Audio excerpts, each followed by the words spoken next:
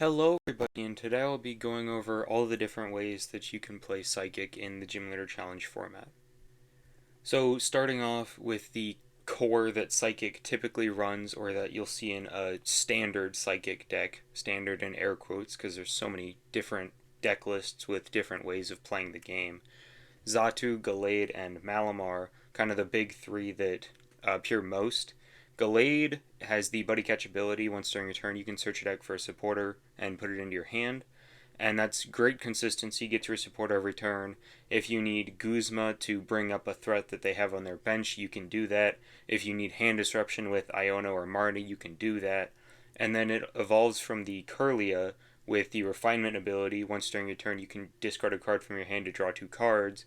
So it's good card draw on a stage 1. You don't have to play rare candy, and the stage 2 is both good support and a pretty solid attacker with the swirling slice attack. For energy acceleration, it's Xatu and Malamar. Xatu is a bit more draw based with Clairvoyant Sense. Once during your turn, you may attach a basic psychic energy from your hand to one of your bench Pokemon, and then you draw two cards. And then Malamar accelerates energy from the discard pile. So Malamar can help you, once an attacker goes down, kind of reuse the energy that was on it. And then Xatu helps you draw more cards, and then it also forces you to have the energy in hand. So if an attacker goes down and you don't have energy in hand, Malamar will be more useful than Xatu, but if you can recover the energy, Xatu lets you draw more cards. So next up is the big three basic attackers that I typically see. Giratina's really good attacker. 130 HP is solid, and the Distortion Door ability, once during your turn if it's in the discard pile, you can put it onto your bench and place one damage counter on two of your opponent's bench Pokemon. So you don't need recovery to bring it back, and when you do bring it back, it does damage to your opponent's side of the board. So this could set up for key math. It just gives you an attacker almost every turn as long as you can get 3 energy on it, or 2 with a card I'll talk about on the next slide. And then Shadow Impact isn't a bad attack either, 130 for 2 Psychic and a Colorless, and you put 4 damage counters on one of your Pokemon. 4 damage counters isn't great, but there's a card I'll talk about later that lets you move those damage counters onto your opponent's side, and it's a really cool combo piece. Next up is Iron Boulder. This is probably my personal favorite basic attacker. 140 HP and the adjusted horn attack for a psychic and a colorless, it's 170 damage, which is insane damage, but it does nothing unless you have the same amount of cards in your hand as your opponent does. So this is not that difficult to actually get off. There's a whole bunch of hand disruption supporters, especially early game. Iono, N, and Marnie. Iono and N put you to the exact same amount of cards if you have the same amount of prizes, and then Marnie puts you one card above them, so as long as you get a playable card, you're at the same amount of cards. There's Judge, which both resets you to 4 cards, and then you can also just play cards out of your hand to match their hand size. It's really not that difficult. And then Mimikyu with the 70 HP and the Copycat attack for Psychic and a Colorless. If your opponent's Pokemon used an attack that isn't a GX attack during their last turn, you use it as this attack. So if they come in and they blow something up with their powerful attacker, you can just come in with Mimikyu, attach 2 energy to it, and respond with possibly a KO on the attacker with the same attack that they just used on you. And it's only a 2 energy attacker on a basic that you can easily recover. Just pretty easy, commit 2 energy, and you can potentially just take a return KO. So the trainer support that Psychic has is very solid. Fog Crystal can get you a basic Psychic Energy or a basic Psychic Pokemon. Mysterious Treasure gets you a Psychic Pokemon or a Dragon Pokemon at the cost of discarding a card from your hand. Tulip lets you put 4 in any combination of Psychic Pokemon and basic Psychic Energy cards from your discard pile into your hand. And then Dimension Valley is possibly the most broken stadium in the format. Each Psychic Pokemon's attacks cost 1 colorless less. So the reason this is so good is probably quite clear. Your Iron Boulder can do 170 damage for 1 energy. Your Mimikyu can copy and attack for 1 energy. Your Giratina can attack for only 2 energy. And Psychic, I showed you earlier, has plenty of ways to accelerate energy, Xatu and Malamar. So attaching 3 energy in a turn with both Xatu, Malamar, and hand attachment is more than enough to power all those attackers, even 2 of them at once if you need a backup. So Dimension Valley is just a really busted piece that Psychic has access to. So the first of 10 deck lists I'll be showing off today is Dragapult Psychic, relying on the Infiltrator Dragapult, where if any damage is done to it, you flip a coin if heads prevent that damage. It's got 150 HP, and the Phantom Force attack for 2 Psychic, it does 120 damage, and you put 3 damage counters on your opponent's bench Pokemon in any way you like. So it's good spread, it's good solid damage up front, and then you can attach a Luxurious Cape to make it 250 HP, and they have to flip a coin to do any damage to it. And if they don't, then it does nothing. And it has Free Retreat, which is a nice bonus. This list does play all 3 of the core that I mentioned earlier. There's Wobbuffet, which, while it's in the active spot, every non-psychic type Pokemon has no abilities. Mew lets you look at the top 6 cards and put an item card you find there into your hand. The Galarian Articuno, when you bench it, you can attach up to 2 Psychic Energy from your hand to it.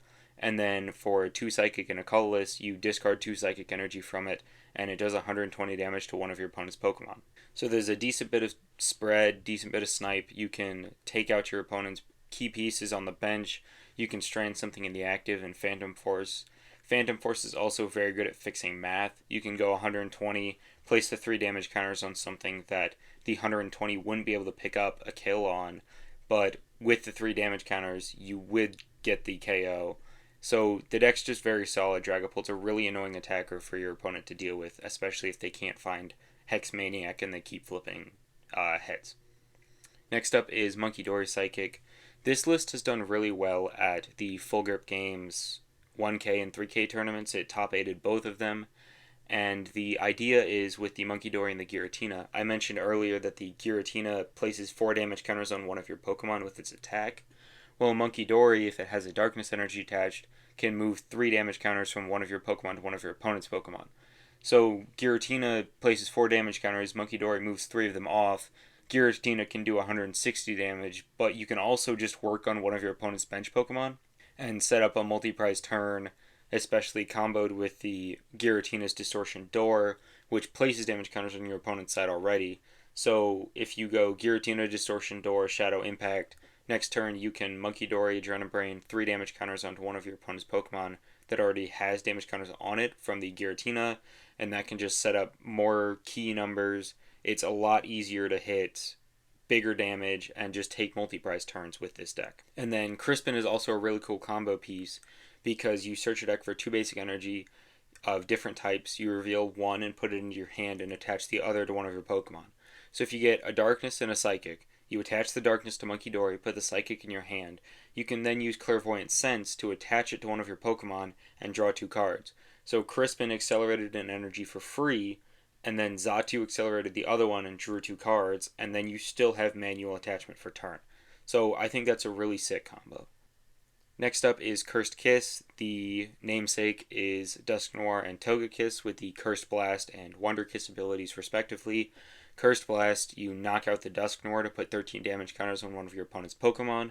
And then Togekiss has the Wonder Kiss ability, where when your opponent's active Pokemon is knocked out, you flip a coin. If heads, you take one more prize card. So this is really cool because you can go Dusknoir, KO their active, and then potentially take 2 prizes, and then use something like Iron Boulder, Adjusted Horn to KO the new active that they promoted, and potentially take 4 prizes in one turn. You might think that setting up 3 different stage 2s is difficult to do with only 1 rare candy, but you can go Guzma and Hala to discard 2 other cards from your hand to get a Stadium, a Tool, and an Energy. And then off of that, you grab Capture Energy, the Artisan, and then Technical Machine Evolution. You can go Capture Energy, which when you attach it lets you search your deck for a basic Pokemon, put it onto your bench. Artisan also lets you get a basic Pokemon, put it onto your bench. And then TM Evolution lets you choose 2 of your bench Pokemon, search your deck for a Pokemon that evolves from them, and put it onto that Pokemon to evolve it. So by the end of your first turn, if you have Guzma and Hala in hand, you can immediately go into Dusclops and Togetic, so you don't even need your rare candy for the entirety of the game. But you can also save your rare candy and go Kirlia and Dusclops or Togetic, and then you can use your rare candy on the other one that you didn't TM Evolution. So it's a really cool combo. It's not that difficult to pull off, but I'm not saying by any means the deck is easy to pilot. But when it works really, really well. Next up is Natu Combo. This deck list won the NAIC Switch Series. I covered it in my video, but I wanted to mention it here again because I thought this was a really cool way of playing the deck. The Mew with the Memories of Dawn, you can use the attacks of your basic Pokemon in play, and then Natu has the plus Ancient trait, so when it takes a knockout, you take one extra prize card. And that's very powerful in a single prize format because you don't have to take 6 knockouts to win the game. You can take 4 knockouts and then use Natu to take the last one. And you may be questioning how you're getting that knockout because Psywave is not the best attack. There's a really sick combo with the technical machines. There's Blindside and Crisis Punch. So Blindside for 3 energy, it does 100 damage to one of your opponent's Pokemon that already has any damage counters on it, but you can easily throw damage counters on your opponent's side of the board with Giratina's Distortion Door. And then Crisis Punch, you can only use it if your opponent has exactly 1 prize card remaining, and it does 280 damage for 3 energy. Now the combo with Natu here is the Dimension Valley, and then Xatu, you Clairvoyant Sense to itself, and then you Devolution Spray to pick up the Xatu and leave the Natu with 1 energy attached. You can then attach for turn, attach Crisis Punch, and your Natu is doing 280 damage for 2 energy because Dimension Valley reduces it by 1 to take 2 prize cards at the end of the game, which is really brutal if you can pull it off, and it isn't that difficult with the consistency that Psychic has. Next up is Spread. This list plays Cofagrigus with Law of the Underworld. For 1 Psychic, you put 6 damage counters on each Pokemon that has an ability, both yours and your opponent's. So you can either go the route of limiting how many abilities you have in play, or using Monkey Dory's Adrenabrain to move the damage counters back onto your opponent's side to make it just more pressure on them, take multi-prize turns. Dusknoir with the Sinister Hand also is really powerful. It allows you to move the damage counters on your opponent's side of the board to their other Pokemon. So you can Law of the Underworld, and if they have 4 Pokemon with abilities, but you don't KO any of them, Law of the Underworld will leave 24 damage counters in play.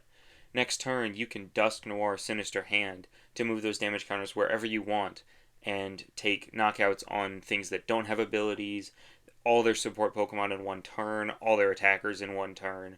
And then Giratina, Uxie, and Monkey Dory all play a part. Monkey Dory, I mentioned, throws the damage counters back at them. Giratina's Distortion Door lets you throw more damage counters at them. And then Uxie places 2 damage counters on each of your opponent's Pokemon, which you can then manipulate with Dusknoir, and you can take really nasty full board wipe turns with this deck. Next up is Dusk Buddies. It's another spread deck. This one utilizes the Chandelure with the Cursed Shadow ability. Once during your turn, if it's in the active spot, you can put 3 damage counters on your opponent's Pokemon in any way you like. And the Mismagius with Spiteful Magic, where if it has full HP and is knocked out by damage from an attack from your opponent's Pokemon, you put 8 damage counters on the attacking Pokemon, and then Eerie Voice, you put 2 damage counters on each of your opponent's Pokemon. So already some pretty powerful spread, attacks, and abilities there, and the reason they're played together is Duskstone, which lets you cheat evolutions into play. It has to be a Chandelure, a Mismagius, and I believe an Aegislash or a Honchkrow, but those 2 don't really matter. The main thing here is you can immediately go into a Mismagius turn 1 going second, and Eerie Voice first turn of the game, and then if they KO it with anything, they take 8 damage counters back. So you do 10 damage counters to the active, and they have to deal with that. You can add Spell Tag, which lets you, when your active Psychic Pokemon is knocked out, you place 4 damage counters on your opponent's Pokemon in any way you like. Blacephalon with the Fireworks Bomb, you put 4 damage counters for Psychic and a Colress, but if your opponent has exactly 3 prize cards remaining, you do 12 damage counters instead, which can be absolutely game-ending. Your opponent starts having a route back into the game, and you can just Blacephalon to completely knock them out of it. And then this is actually one of the decks that doesn't play the Copycat Mimikyu, opting for the Nihiligo with Nightcap, which you can only use if your opponent has exactly 2 prize cards remaining, and you choose one of your opponent's Pokemon's attacks and use it as this attack. It doesn't make you copy an attack that they used last turn, and it also lets you choose an attack that they might be saving up on their bench. So if they have a decently powerful spread attack, or just a decently powerful attack in general, on an attacker that they have set up, and you can't quite KO their active attacker with any of your guys, you can go Nihiligo to KO that active attacker with their benched attacker, or just their active attacker. And I think it's a really cool card. It's a spread deck. You can take insane board wipe turns. This one does play Technical Machine Devolution, which devolves each of your opponent's highest stage Pokemon by returning it to their hand. So if you put enough damage counters on their evolution Pokemon that it would KO the basic Pokemon, but it hasn't KO'd the evolution Pokemon, you can go TM Devo, throw all the cards back into their hand, and potentially just win the game off a board wipe. Next up is Lost Zone. This is my personal list. This might be one of my favorite ways to play Psychic. It uses the Lost Zone. The Comfey has the flower selecting. Once during your turn, if this Pokemon is in the active spot, you can look at the top two cards. You keep one in your hand and put the other into the Lost Zone. And then Sableye has the Lost Mine attack, where you can only use it if you have 10 or more cards in the Lost Zone, and you put 12 damage counters on your opponent's Pokemon in any way you like. That's a really powerful spread attack, and if your opponent doesn't have a way to deal with the Sableye forever, like Lost City, you can just keep recycling the Sableye. Early game, you can go in with the Uxie to put 2 damage counters on each of their Pokemon. You can bring back Pokemon that you've already KO'd with lower HP with Echoing Horn and Target Whistle, both of which lets you put a basic Pokemon from your opponent's discard pile onto their bench. It's not that difficult at all to get 10 cards in the Lost Zone. Culver's Experiment lets you look at the top 5. You put 3 into your hand and put the other 2 in the Lost Zone. Banette has the Puppet Offering. Once during your turn, you can put a supporter card from your discard pile into your hand, and then you put the Banette into the Lost Zone. So once you start popping off with this deck, it's really easy to just get to 10 and start decimating their board. And I've gotten there by turn 2 to 3. Latest I've gotten there was turn 5, and that was with bad prizing. Next up is Renegade, which is, I think it's a really cool take on the Lost Zone engine. It still does play the Sableye, but it also opts for more evolution Pokemon, and the Natu is back with the plus ancient trait. But the Gardevoir with the Shining Arcana, once during your turn, you may look at the top 2 cards of your deck, attach any number of basic energy you find there to your Pokemon, and put the rest of the cards into your hand. So it's a draw 2, accelerate any basic energy you find there. And then the Giratina makes a reappearance paired with the Munkidori. And the reason Munkidori and Giratina are in here is because of the Mirage Gate. So you can only use it if you have 7 or more cards in the Lost Zone. But you get to search your deck for 2 basic energy types, 2 basic energy of different types, and attach them to your Pokemon in any way you like. So this gets you a Darkness and a Psychic energy. You can attach the Darkness to the Munkidori and the Psychic wherever else you need it. And then you can go Munkidori, move damage counters off, Sableye, and that's 15 damage counters instead of 12. And you can just have really insane pop-off turns, especially Giratina's Distortion Door can fix some math with Sableye. If your opponent is playing 70 HP basics and you do 12 damage counters, you can't quite take a KO on 2 basic Pokemon. But if you have Giratina, you can Distortion Door, put 1 damage counter on both of their 70 HP basics, and take out both of them in 1 turn. And it still runs the Natu plus the Technical Machine, Blindside, and Crisis Punch. Still runs that package because it's more available to set up with the Mirage Gate. You can just accelerate 2 energy to it, attach the 3rd for turn, or Dimension Valley, attach the Technical Machine, and take 2 prizes. Next up is Gothitelle Control. Psychic Control is pretty powerful, especially Read the Stars Gothitelle. Once during your turn, you may look at the top 2 cards of your opponent's deck. You put one of them back and put the other on the bottom, so you get to control what their top deck is.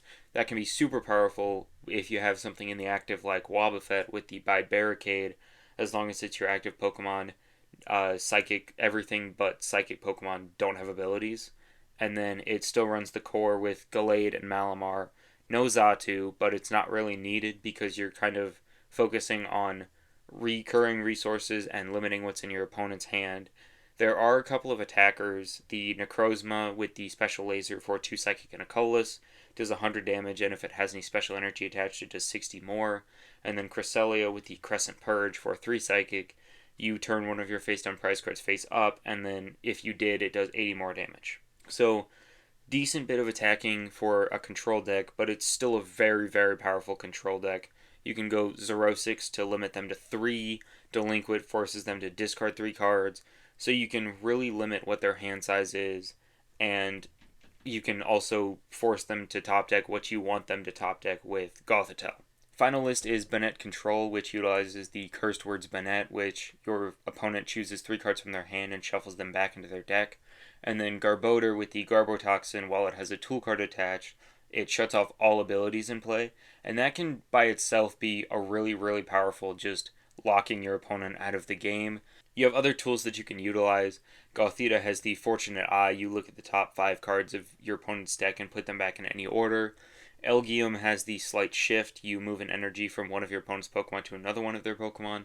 And then Spiritomb has the Lightless World, which lets you put 2 supporters from your discard pile back into your hand. So very solid at either disrupting what your opponent's top deck is, disrupting their energy, or reusing your supporters, which is very important in a control deck.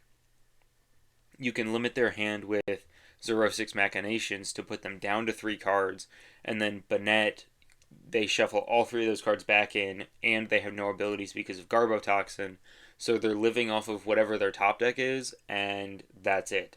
I think this is a very powerful control deck, and it's a really cool one. If you wanted to play a Psychic control deck, this one's really, really cool.